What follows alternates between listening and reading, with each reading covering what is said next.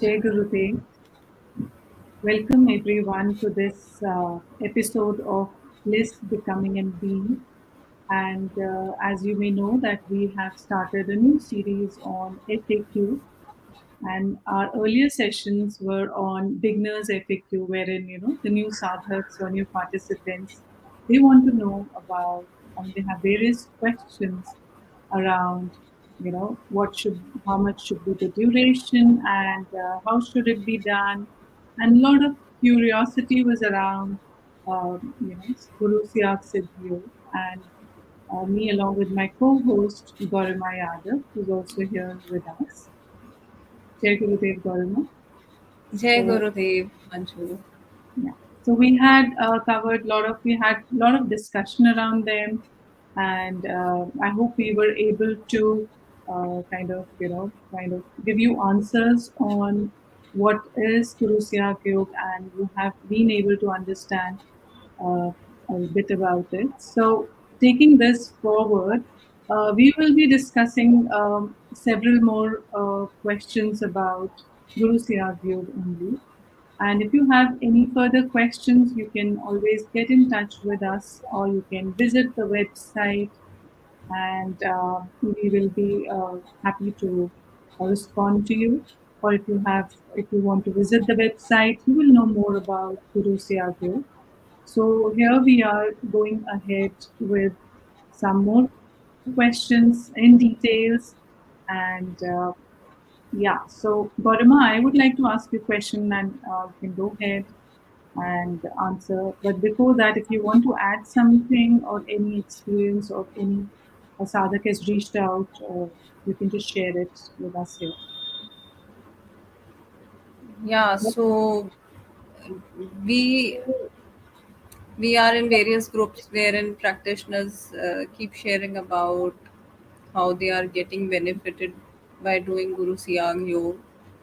So whether they are diseases at any levels, mental, physical, spiritual, or even personal problems. So there is no there is no set ways of working by the Guru. Guru help us wherever we need help, and and Guru helps us in becoming what is called the best version of ourselves. So this is it, and yes, there are a lot of questions that routinely come up with practitioners, beginners for sure, but at the same time, those people who are not beginners, but then also they have a few questions that keep popping up in their mind. So it will be great that we straight away dive in into those questions. Sure. So, besides Guru Siag's mantra, I know several other mantras. Can I also chant these mantras? Will it cause me any harm? I think this is a very standard question, and a lot of confusion is around this.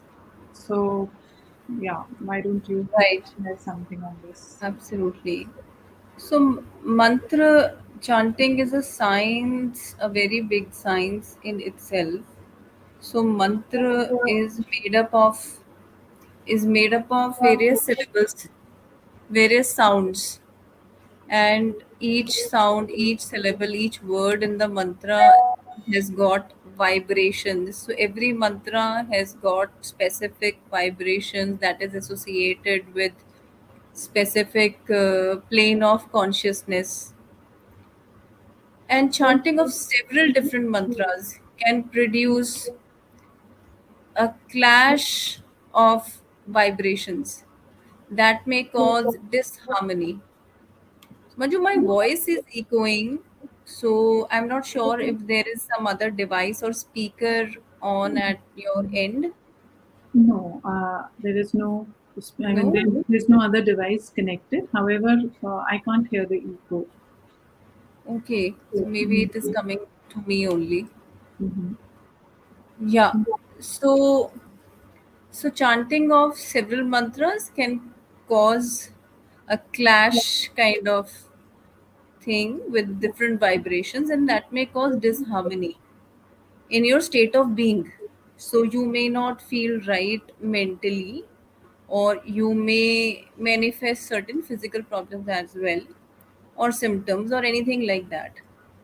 So, for example, if we are taking some medicines from a doctor, and then somehow for our problem we begin a new treatment, and with some other doctor, and we do not even leave what the previous doctor had suggested. Whatever medicine the previous one was also giving, I'm taking that also, and the new one also. So you may perhaps relate that this kind of approach doesn't help much, and it doesn't help at all in this realm of spiritual transformation. So, in the physical context and in the example of doctors, yes, our health may get further damaged, but in the realm of the spiritual context, we we might create a lot of imbalances in our whole state of being. So, when you accept someone as a guru, it is necessary that you place your faith in him, because the amount of progress that you make is a combination of the guru's grace that comes in by following the practice that guru has asked us to do, and the amount of faith that we put in the guru and the practice. So without the faith, the results may not really happen the way we want them to happen, and we might not really find ourselves progressing and feel very confused. So, when we accept someone as a guru, we have to place our faith in the guru and follow the spiritual practice as shown by him, as guided by him, sincerely and regularly. So, what is happening is that in West there is a lot of flexibility, or maybe there is a lot of culmination of selective adaptation of spirituality to modern life, and they have picked up yoga in the form of basically asanas and meditation practice, and from one guru and another guru, and they are propagating yoga in any way, thinking that this is the ideal way perhaps, and they many people start following an eclectic form of spiritual practice. So they basically choose different aspects of spiritual paths and combine these together.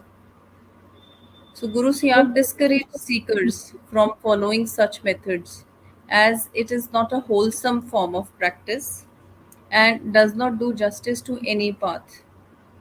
In fact, it is not about Guru Siyag. Any true Guru would, who is having a spiritual philosophy, will not advise you to ride in many boats. So Guru Siyag definitely discourages that, because somehow the whole effort gets diluted when it gets multifaceted and multifocal. So accepting someone as your guru. So this is what Guru Siyag says. Accepting someone as your guru, and especially a Samarth guru, is not a formality or something to take lightly. When a guru gives diksha, you are born again. So diksha is the initiation that a guru gives to you. So when a guru gives you diksha, you are born again. After taking diksha, if you continue behaving the way you did before, then what is the point of going to a guru? So if you do not get any results, then go to another guru. So Guru Siyag has been very straightforward in his communication. He's a guru. He doesn't minces his words. He doesn't decorate his communication in flowery language. He is simple, simplest to the core. So whatever he has shared the tenets and the messages in simple to follow and simple to understand manner, but that doesn't mean that these messages or this path is can be taken lightly. So the practice is simple. How the guru is explaining about the path is simple, but the results are profound. So to experience the benefits of Guru Siyag Yoga, the practitioner should only practice the mantra jap. So in Guru Siyag Yoga, as you might be already aware, that we have to chant a mantra. That is the given Sanjeevani mantra round the clock. That means as much as you can, and then we meditate twice a day for only 15 minutes each time, and which can expand to 30 minutes at places wherein the climate is very cold. Otherwise, places like India and other countries or cities where the temperatures are high, above 30 degrees or something, so we do not need to meditate more than 15 minutes at all. So Guru Siyag practice only involves mantra jap and meditation as shared by the guru, and other practices have, it's better to discontinue all other mantras or all other yogic and spiritual practices that you have been doing before. Yeah, Manju. Yeah, very nicely explained. And I'm sure Yeah. people will understand that, they have to be just laser focused. Yeah. Yes. So, what? Yeah, and Yeah. one more thing perhaps that can be added here is that once we get initiated, so at that time we not fully feel surrendered. We may not fully feel that committed or aligned. So during that time when we are really beginners, so that time we know that we are not that committed, so it's better to stay honest and sincere, yet sincere. So if you have got initiated, and if you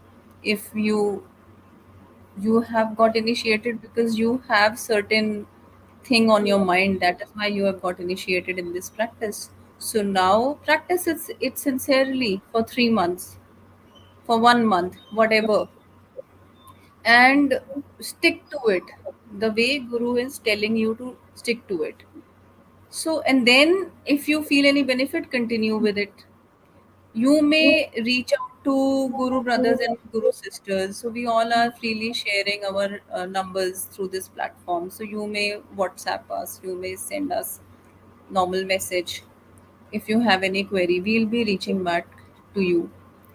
And then when it comes to the practitioners who are already practicing for maybe few months or maybe a year or two, so those of us who have now got that commitment, some bit of commitment already, so they may, if they want to, they may take it a step ahead and become more focused. And they might simply, a lot of people wear something in their neck, some amulet or something. So these things also be have to be given away, let go of. We can't be wearing these things because these are all things that have some vibrations or something. So we do not want any other external thing that has been worn by us or taken by us to remove any black magic or to get protected from negative energy and all that. So once we start doing Guru Siyag Yoga, we do not have to follow, use, practice anything of what you have been doing. You can simply be assured of your protection. Your guru is competent enough to give you all sort of protection. And once we feel committed to the practice, so we may also go a step ahead and only start meditating on guru's form, guru's feet, and we may dedicate a space to him, completely to him, and we may get more benefit if we just do not crowd Guru Siyag's space with other pictures of other deities and all that. So many people might not be comfortable initially to do that, or they may not feel convinced right now, but somehow we have experienced that once we understand the true meaning of having a guru, we start understanding that a samat guru, a competent guru, a true guru is God Himself in a form, and we Mm. do not need many deities around us, because our journey gets easier when we connect to our guru, we communicate with our guru and build our connection with the guru. So when we have lot of deities in our surrounding and crowding the space, and so somewhere we are not able to we are not able to be that focused as we can be on our own spiritual practice, and on Guru Siyag, of course. So, what do you have to say about that, Manju? Yeah, definitely. I think what you rightly said, that even wearing multiple rings, like some pundits, or they tell you to wear rings or have a dhaga or something like this around, the black one, Yeah, anything some. around your, yeah, this or your ankle. There's so many things around. So one has to leave all that. And Gurudev in his speech has so clearly mentioned that if Yeah, you cannot do that, if you can't leave others, then don't come to me. If you don't get any effective changes, then don't come to me.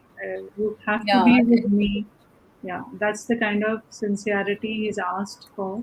And clearly he mentions that don't come to me if you're not experiencing any benefits, because you're not following what I have instructed to you completely. So yes, a lot of people, I think, a lot of as we were listening to people, that they in their the small temple which they make in their house, they put so many deities picture, which you said, and in the yeah, side they'll put Gurudev's picture, and they are just performing daily rituals there, and thinking that Gurudev is a part of it. So that doesn't work. yeah, You have to be very clearly only if you have to offer your prayers, although he's not asked you to do that, but if and only if you have to do it, then it has to be Gurudev only. So that's the clarity which has to emerge in our own mind. So yeah, absolutely. yeah. So, Gurudev has been very clear that if Guru Siyag Yoga doesn't work for you, then please choose any guru, any practice. And if your guru is not giving any result, then what's the use? So if you have left your previous guru because there were no results that were visible, then if you are here, then leave everything behind and start practicing this sincerely. Do not put your feet in two boats. So that Yeah. is what Gurudev has been telling us. And from our experience, I can really vouch for that, because in my meditation room, I had a big collage of pictures of all the deities, because in India we have a lot of deities, and I had a big collage of pictures of all the deities, because I was praying to one on some days and another one on certain days, and we have special days, like we have special days for worship of goddess, and we have special days to worship Lord Shiva and all that, special days to worship Lord Hanuman. And so I was doing all that all my life, and I was doing that without really questioning or without really understanding. I was just believing that's how things are to be done, and that's how we have to worship. We have to pray, plead, cry, ask for things, ask for various things, whatever I want, and that's it. And do whatever rituals we have been taught in our culture, and build some connection also with God. So that is what I was doing. But I can say that once I got into Guru Siyag Yoga, and I understood what Gurudev was saying. So I took this decision fully informed that yes, either I will practice Guru Siyag Yoga or not. Mm. So there are no two ways about it. And if I practice it, so I will practice it exactly as has been instructed by Gurudev. So Mm. when I started practicing it, and once I got myself initiated, I prayed to all the deities to liberate me from their service, and I said thanks to all of them for keeping me safe all these years. And I said, now give me leave because I'm joining new school. So I have a new guru and new school, and now I'm committing to this guru for life. Of course, I said hopefully, but somewhere I wanted to start with 100% faith. Yeah. So initially, I struggled with the faith aspect because I was not used to have any guru and all that. But slowly and slowly, little by little, I found myself getting committed, and somewhere those thoughts of being very sincere were always pushing me or leading me. Mm. So I pasted Guru Siag's and Baba Gangai Nath Ji, Gurudev's Guru, picture on the collage of the deities that I had. So Okay. over top of them, I said Mhm. that now you are over top of them.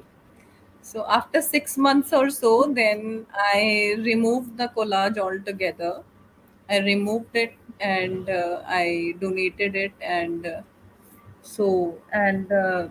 then I just put Gurudev's picture and Babaji Gangai Nath Ji and Gurudev's lotus feet picture in my meditation room, and I'm feeling much better after that. So it's been around 2 years that I have, I won't say gotten rid of all the deities because that will be a little disrespectful, but I would say that I made this decision to build that connection with Gurudev with my 100% devotion, so with zero adulteration. So I took this decision, and I have been feeling much better after that. And I have been feeling that Guru's grace in terms of blessing me with guidance, blessing me with whatever I need. So I'm not saying whatever I greed for, but whatever I need and whatever is benefiting for me. So that has been coming to me without, I would say, much complications, because I won't say much effort, because effort in any case we have to do. Mm. But when we have a true guru who supports us, and we do not corrupt guru's grace by making some adulterations like chanting different kind of mantras, or and also keep on worshipping other gods and goddesses, and keep on continue wearing the amulets and other stuff and all that. So if we do not do any adulteration with this practice and become 100% focused, so initially you might not have that surrender, but you can decide to get 100% focused to start with. And then you will uh, you will know for sure after some time that how this becomes immensely beneficial in on your path of spiritual transformation, which is Guru Siyag Yoga.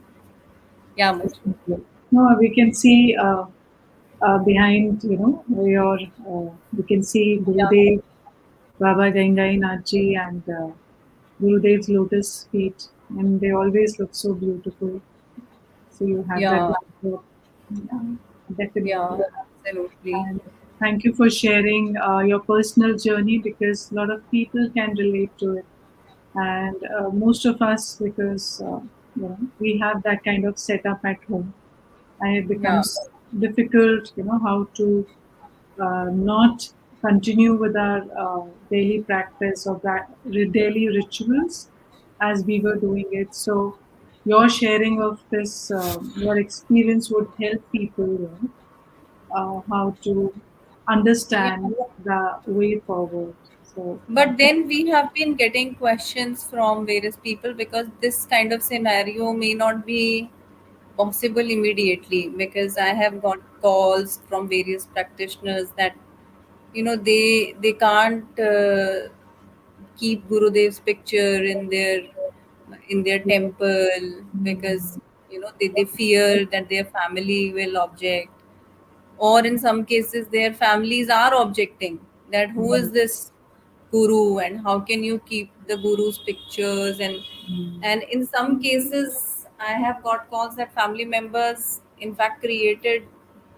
some ruckus and scandal also that and, you know since the time you have got this guru's picture in our house, things are not right and stuff like that. So people do have to sometimes face these kind of problems in their journey. But the whole thing is that what matters is that whose picture we have in our heart, whose picture are we focusing on, whose practice are we following, how much sincerity are we having to follow the guru's words. Because even if you're not able to influence your outer surroundings, but your inner place, inner space is in your control. Or even if it is not your control, at least you can you can make the certain decisions. So if you falter, that's fine, but you can stay committed. Even then some mistakes might happen. You may accidentally start chanting the old mantra by mistake. So mistakes are mistakes. So they are mistakes till the time you are not learning from the mistakes, but otherwise doing something deliberately, like keep on chanting the mantra, the other one, and all that. So these things have to be avoided. So those people who can't dedicate a space to Guru Siyag right now in their home exclusively, so that's perfectly fine. Those of you who do not even want to get a printout of the picture, that is also fine. You can look at Gurudev's picture on the iPad or iPhone or whatever phone you have. So what matters is that how committed, how sincere, how focused are you from inside. So you have to be really, really single pointedly dedicated and focused. So this is the whole crux and message. Yeah. definitely. So I'll quickly go through the second question is, what kind of experiences can one expect during meditation under Guru Siyag Yoga? Yeah. So there are there are many experiences that can happen. So people may experience yogic movements like kriyas, and many of you might already be experiencing. So kriyas are involuntary yogic movements. Basically, you will not be able to control them, or you do not make them happen. These movements happen on their own accord when we are meditating. And these movements are not painful. These movements, in fact, make us feel good. And movements could be asanas, yogic asanas, or some swaying on or gyrating of the body. That kind of movements, or sometimes rapid movements of head can also happen. So these kind of movements happen, and various other movements can also happen. And then you can experience some breathing practices, so which we call pranayama in yoga. And when we do pranayama, so there is a there is a practice which is called bandha. So that can also happen. So bandh basically makes your breath stop at a few points.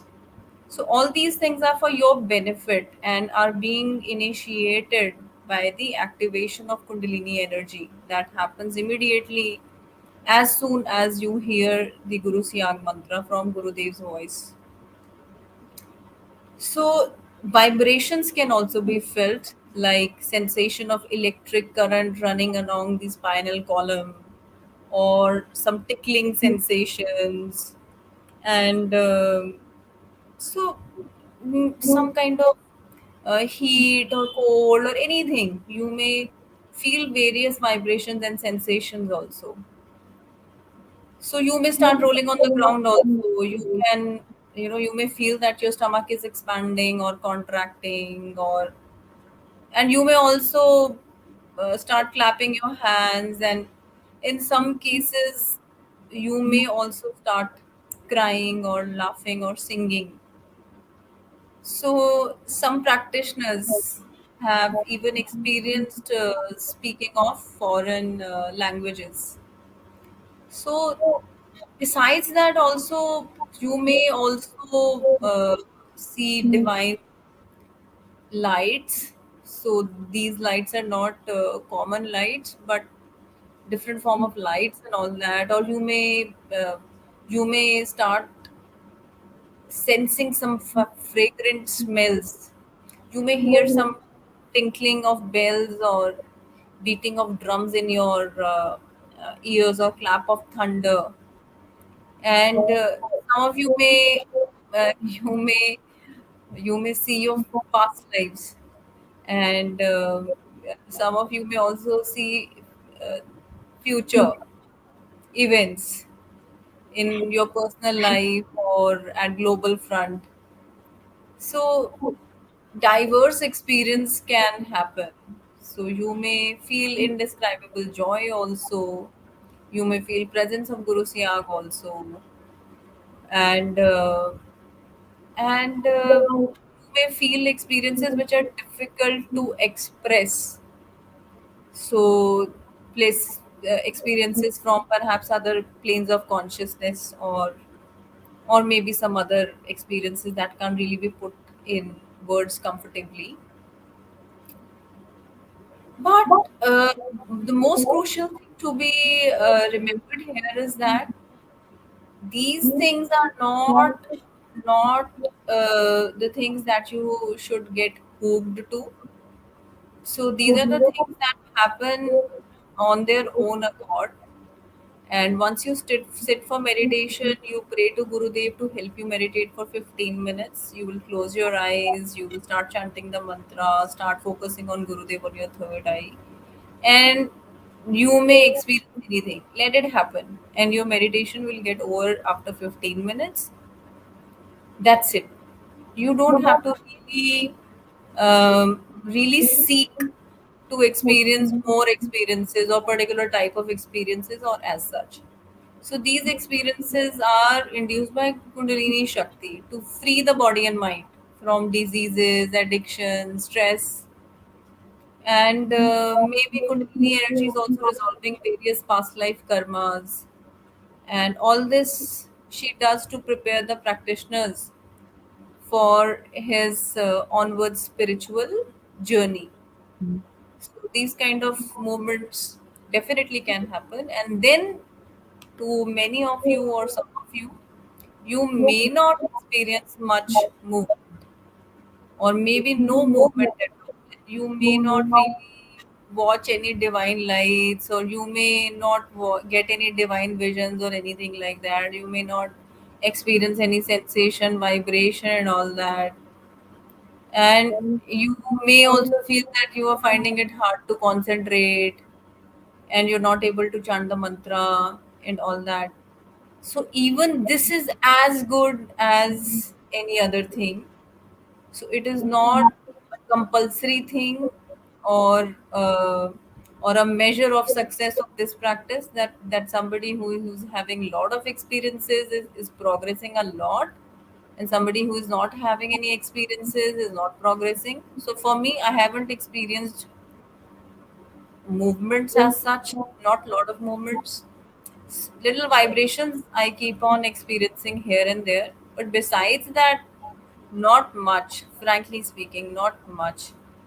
Little bit of gyrating movements have happened, and when I close my eyes, so I feel some movement is happening internally sometimes. So I feel as if something is spiraling inside my body. But initially for 1 or 2 years, I didn't experience much movements or any experience that could make me feel that okay, yeah, this is kind of magic. Nothing like that. So this is as good as those people who are experiencing. So whatever is best for us, for our evolution, spiritual evolution, will happen to us. So that is the guru's promise. That is the guru's job to ensure. So there are no favorites here, that you are favorite or somebody else is favorite or I am favorite.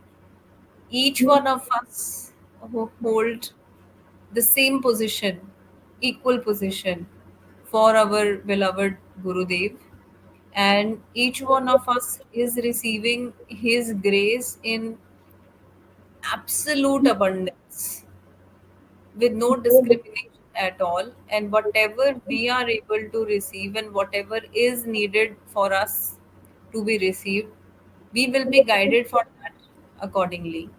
So in my case, lot of movements have happened in the way I think. So my body didn't make much movements, but my mind made a lot of movements, and it made a lot of 180 degrees, 360 degrees movements. So those movements can't be characterized as vibrations or physical movements, but how I think keeps on changing every day. So it has been evolving for the better from day one, and I literally mean it. From the day one I started practicing, because initially you may not notice all that. We can only notice our progress when we look back. So I could notice my progress after 3 4 months into the practice. Then I somehow connected the dots that I'm no more getting uh, disturbed. So the degree of disturbance in my mind has changed now. It has become lesser. So there are so many changes that started coming, that kept on coming, and they are continuing. So the point is that do not compare yourself with anyone. Even if you get to hear from practitioners that they are experiencing this or that, it means nothing to you, because it actually means nothing to you. So just hear and use others' experiences to motivate yourself. You can use other people's sharings or experiences only to understand more about Guru Siyag, develop more objectivity around it, more depth around it. But other than that, do not use other people's experiences, movements, and all that as benchmark for progress. And that is something that would be very helpful, and it'll keep you uncomplicated. So that is very necessary. Yeah, Manju, what do you have to say about that? Absolutely, you covered all the things which people might have questions to, and that's what the beginners have in mind. And when they see the videos and they see people, doing clapping, singing, so it's very normal for them to ask these questions. So, as we progress now, that I think we should start Gurudev's mantra and then do 15 minutes meditation. And before Varma puts up Gurudev's mantra, I would just like you to go through what are the steps we need to do while meditation.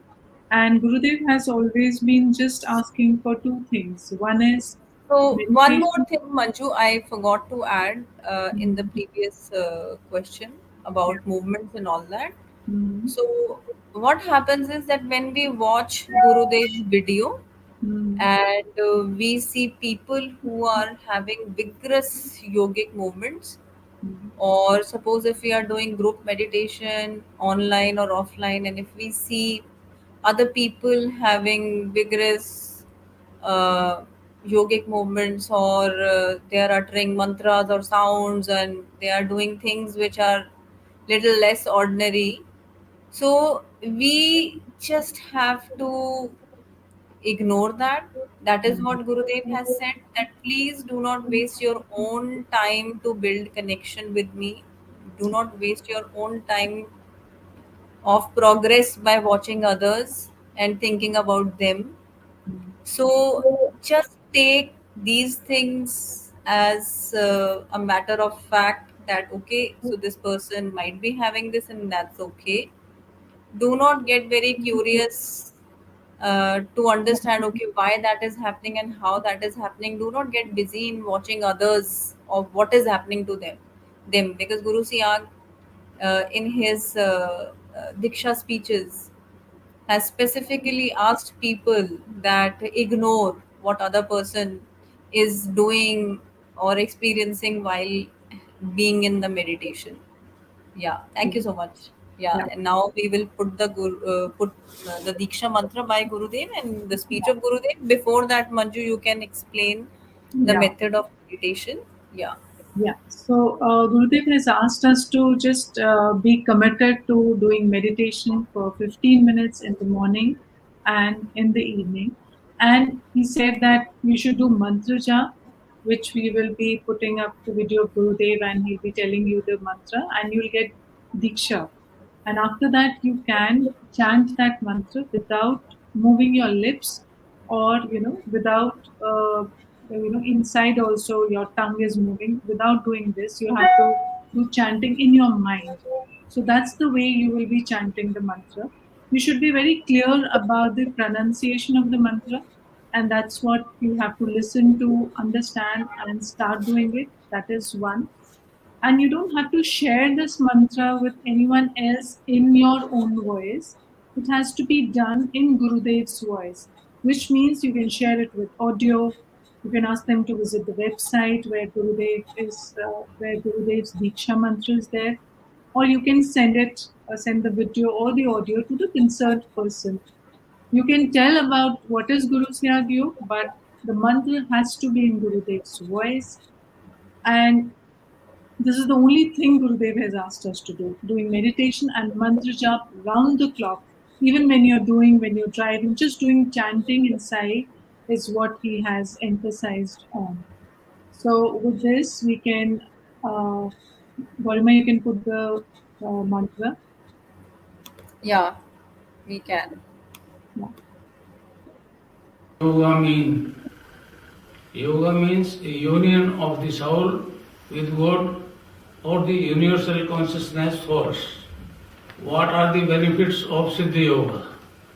Siddhi Yoga heals, cures, or frees the body from any physical illness, adds various forms of cancers, diabetes, arthritis, asthma, and even genetic disease like hemophilia. In the case of disease such as AIDS, which attacks the entire body, the patient may experience internal kriyas like sensation or heat, electricity, or tingling. According to Siddhi Yoga philosophy, the divine power awakened by the enlightened Guru gets transmitted through his blissful voice to the listeners, irrespective of language spoken by the Guru. This divine power transmissions occurs smoothly and remain unaffected by the language being used. Regular practice of Siddhi Yoga strengthens the immune system. The Kundalini acts as a protective shield of the immune system,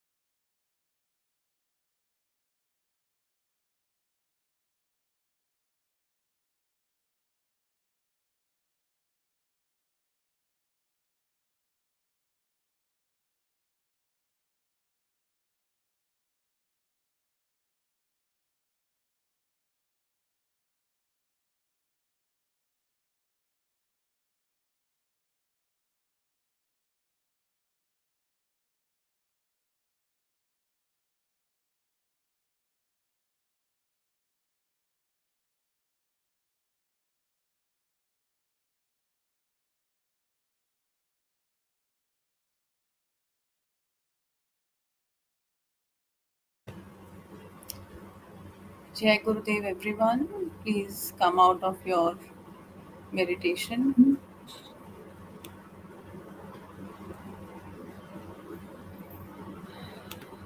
Yeah. So that's all for today. So Manju, it seemed you had gone deeper into meditation today. Definitely. Yeah, so Uh, this was yeah. So I'm sure you would have, all of you would have experienced some, something different. Please share with us in the chat box and reach out to us for any more queries if you have, or you want to know more about it. You can always visit our website. And also, you can have a look at our earlier episodes where we have discussed about, the simple questions which you might have around Guru Siyag Yoga. And you can try it. Like I told my mother, that you try it for 1 month and see, and there she is. So, I would highly recommend you to try it for some time and then take your call, how you would like to go ahead. Thank you so much, Garima, for being on and this. now we surrender this episode to Guru Ramlal Ji Seyag and Baba Ji Shri Gangainath Ji, the Guru of our Gurudev. Jai Gurudev, everyone. Thank you.